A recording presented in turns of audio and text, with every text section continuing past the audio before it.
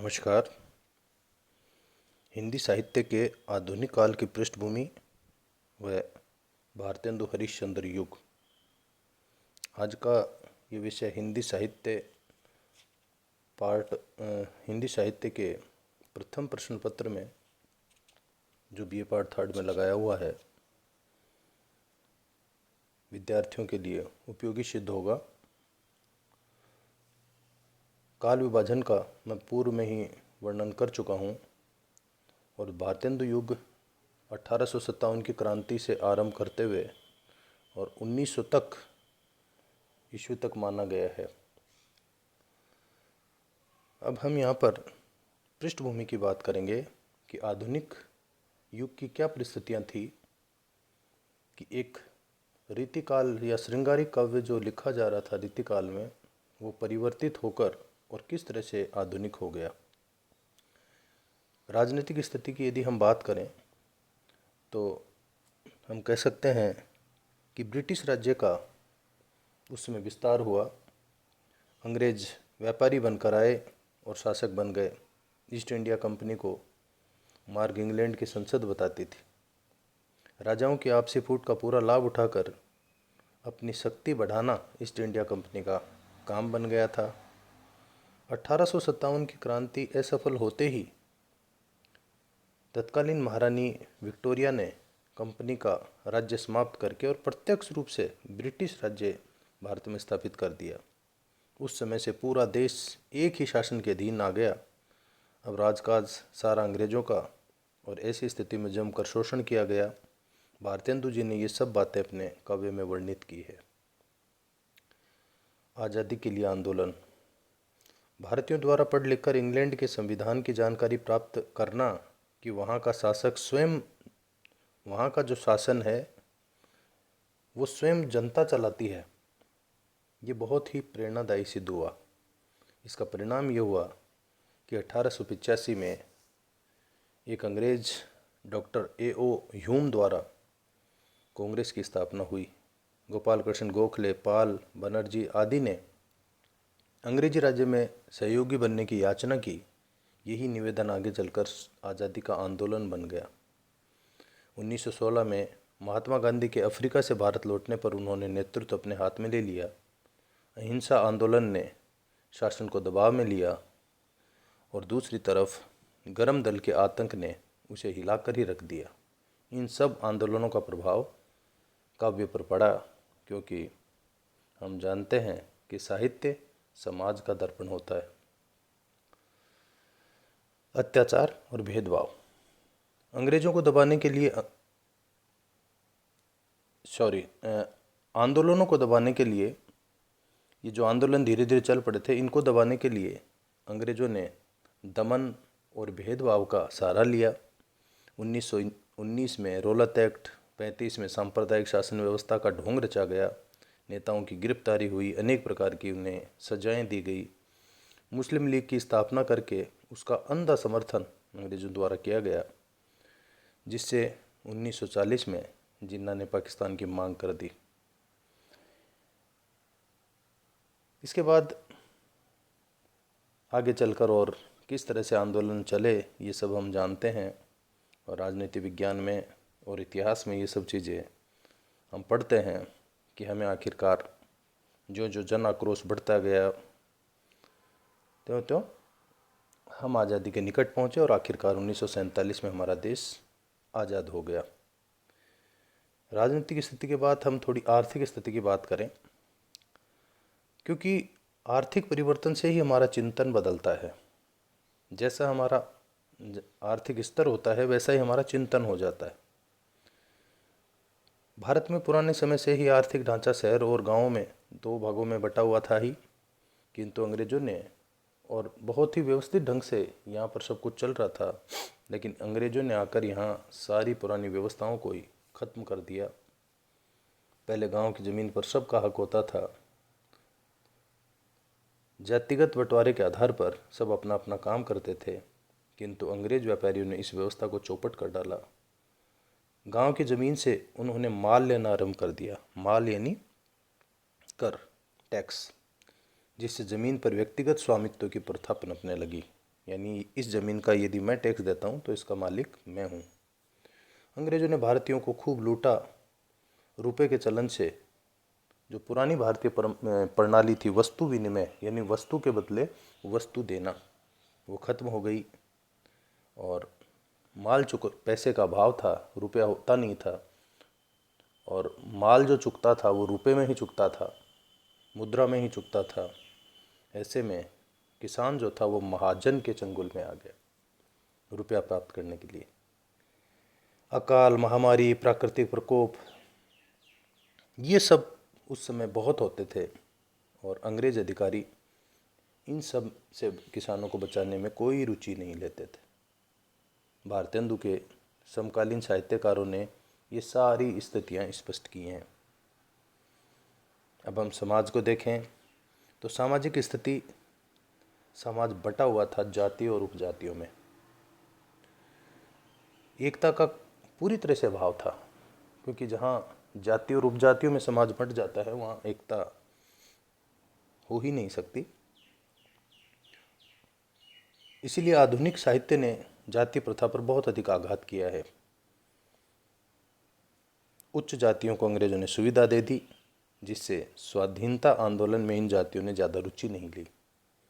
जातिगत फूट का अंग्रेजों ने पूरा लाभ उठाया। शिक्षा की स्थिति देखिए।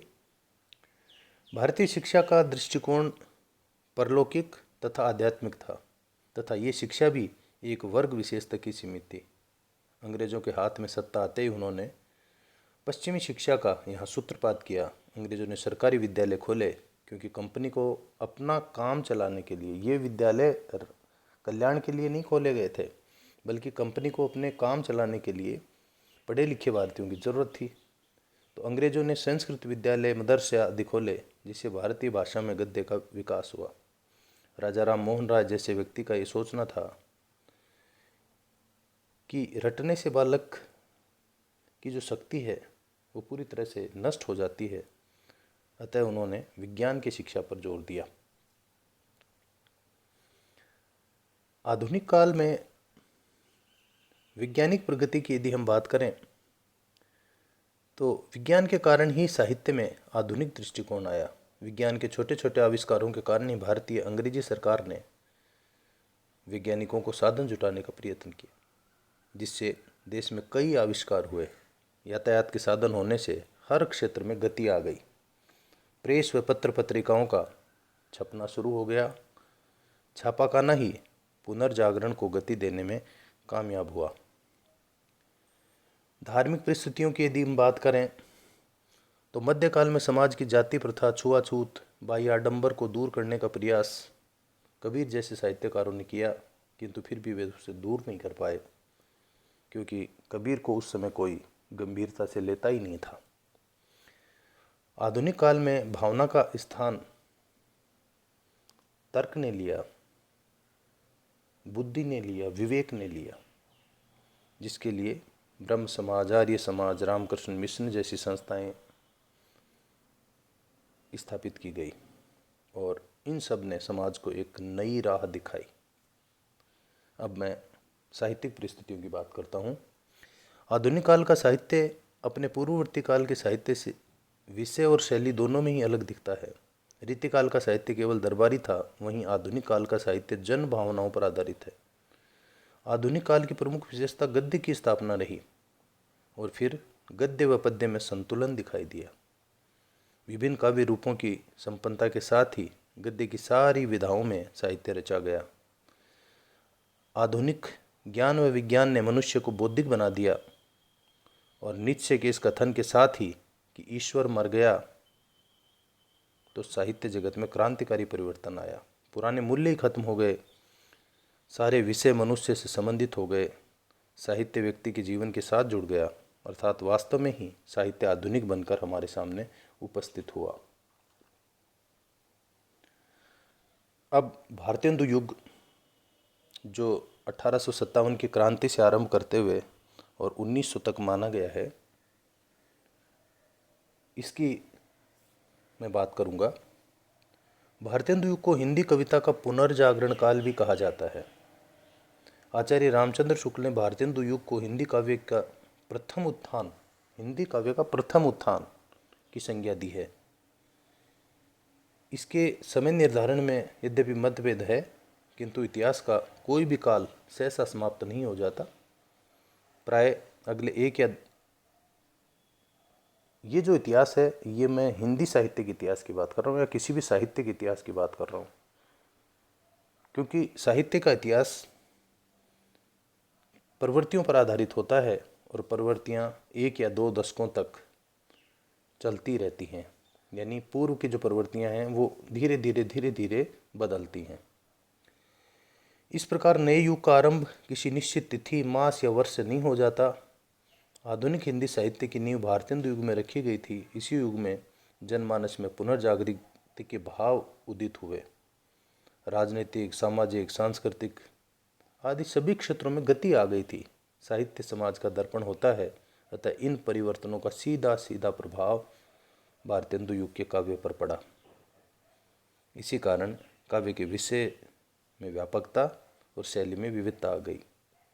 रीतिकालीन प्रवृत्तियों पर अंकुश लगा। भक्ति और नीति के प्रति भी कवियों का लगाव कम हो गया। भारतेंदु हरिश्चंद्र ने जनता को जगाने के लिए लोकगीत की शैली पर सामाजिक कविताओं की रचना की।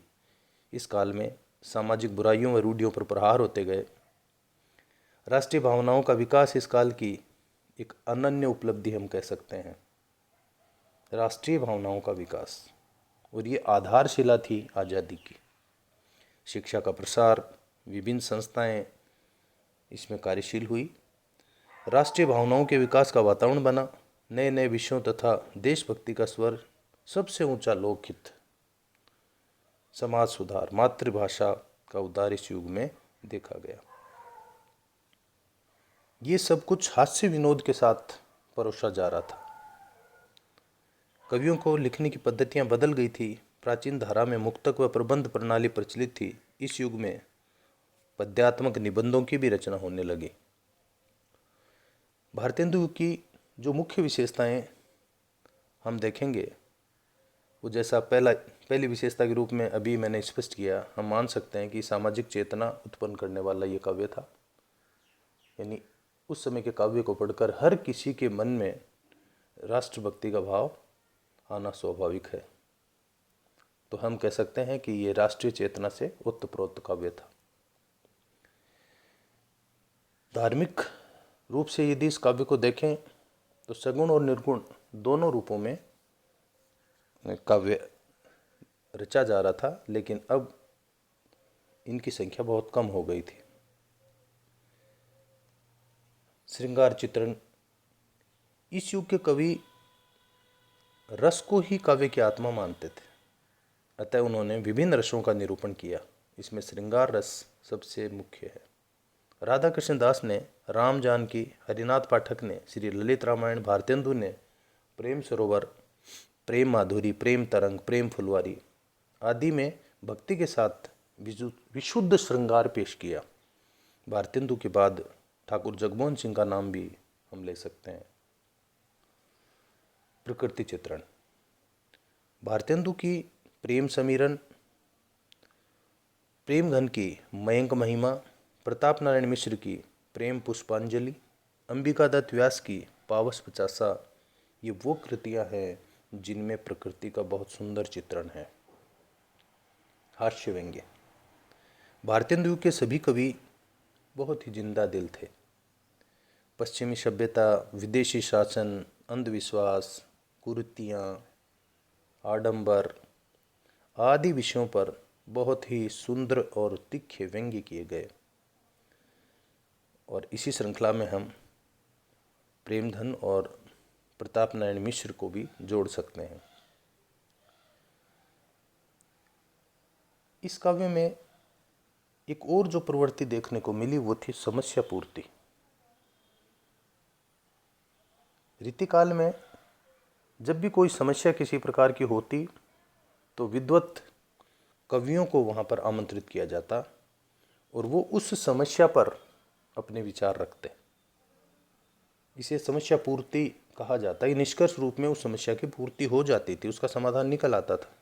रीतिकालीन काव्य के अवशेष के रूप में वही समस्या पूर्ति के लिए आयोजित काव्य गोष्ठियों की परंपरा अभी भी बनी हुई थी, लेकिन हम कह सकते हैं कि अवशेष के रूप में, यानी अब वो धीरे धीरे कम होती जा रही थी। एक जो बड़ी विशेषता हम भारतीय युग के काव्य में देख सकते हैं वो है अनुवाद। इस युग में मौलिक काव्य के अलावा, मौलिक काव्य तो रचाई जा रहा था, लिखाई जा रहा था, अंग्रेजी व संस्कृत से अनुवाद पर्याप्त मात्रा में किए गए। इस दिशा में राजा लक्ष्मण सिंह द्वारा किए गए मेघदूत और रघुवंश के अनुवाद उल्लेखनीय हैं। भारतेंदु ने नारद भक्ति सूत्र का अनुवाद किया। बाबू तोताराम ने वाल्मीकि रामायण का। कुछ अंग्रेजी के लोकप्रिय काव्य ग्रंथों का भी हिंदी में अनुवाद किया गया।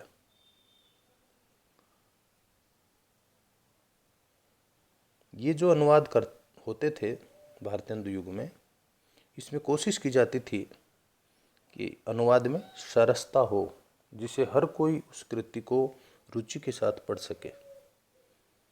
कुल मिलाकर हम कह सकते हैं कि भारतेंदु युग में हिंदी साहित्य को समृद्ध करने की एक सुंदर शुरुआत हो गई थी, और इसी आधारशिला पर आगे चलकर हिंदी साहित्य का आधुनिक काल पनपा। Thank you.